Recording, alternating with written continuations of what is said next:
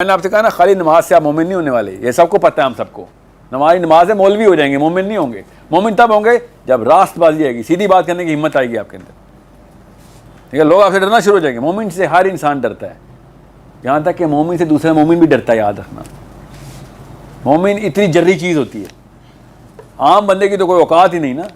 मोमिन दूसरा मोमिन से कैसे डरता है कि मैं इसके होते हुए अपना स्टैंडर्ड, कहीं मेरा स्टैंडर्ड टेस्ट हो रहा है इस वक्त, समझ रहे?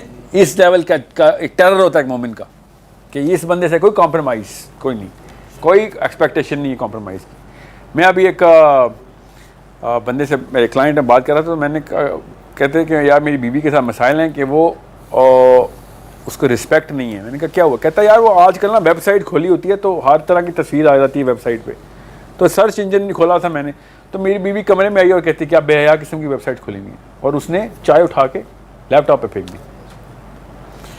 मैंने कहा कितनी दफ़ा हुआ वाकई? कहता है यार 3-4 दफ़ा हुआ है। 3-4 दफ़ा खोलेगा वेबसाइट तो बीवी को शक ही होगा फिर। मगर तेरी बीवी के ने ये जो बात की है ना, उसका तरीका शायद गलत हो। काश कि ऐसी बीवी हम सबको मिलें कि जिनके होते हुए हम किसी किस्म की ऐसी वैसी साइट नहीं खोल सकते। मैं यूनिवर्सिटी में लेक्चर दे रहा था, आप ही की इस रोड के एंड पे है, छोड़ दें आप वीडियो, पता नहीं कहाँ कहाँ जानी है। मैं लेक्चर दे रहा हूँ,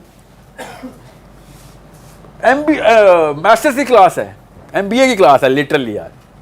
तो लड़के इस तरह बिठाए हुए, लड़कियाँ उस तरह बिठाई हुई, मैं गया हूँ। और ये अभी का वाक़या नहीं, पुराना वाक़या, मतलब 2 साल हो गए इस वाक़े को। और लड़के ने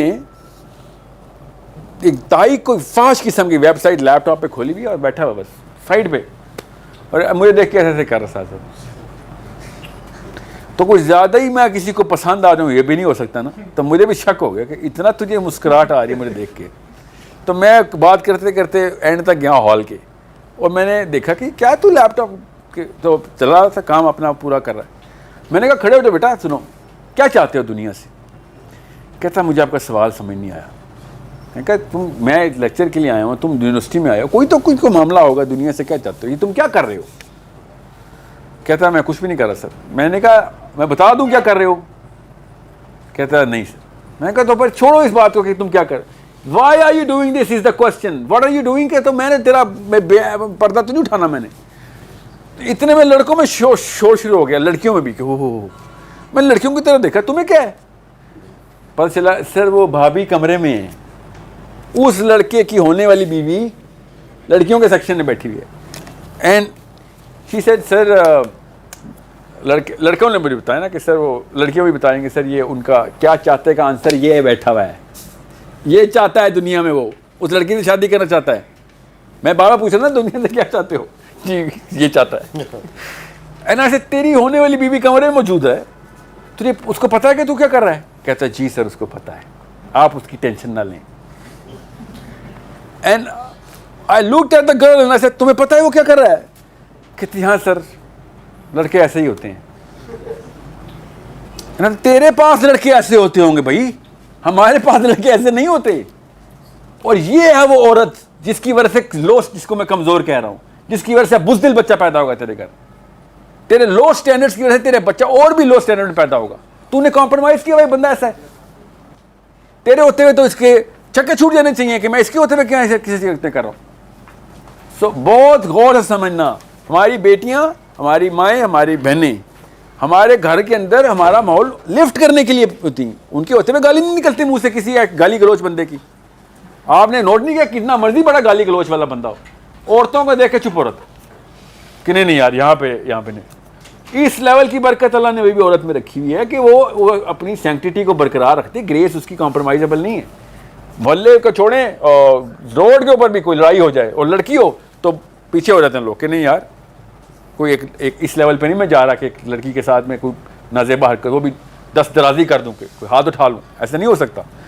सो घरों में अंदर अगर माहौल नहीं इंटैक्ट हो रहा तो बाहर तो फिर गदर मचना ही मचना है। सोचें जरा कि जिसने उस स्टैंडर्ड को ब्रीच कर दिया है कि मैं बेगम के सामने होते हुए कि नाजेबा वेबसाइट खोल रहा हूँ, उससे क्या बईद होनी कि वो क्या करेगा दुनिया में। वो तो चलता फिरता बिल बोर्ड ऐसी कामों का, उसको तो शर्म आया बिल्कुल ही खत्म हो गई। मगर चलें उसको तो हो गई। अब जब वो बच्चों की परवरिश हो रही है तो माँ ने पहले एक्सपेक्ट किया यहाँ आदमी तो होता ही ऐसा है। किसने कहा आदमी ऐसा होता है? somebody told her, convinced her.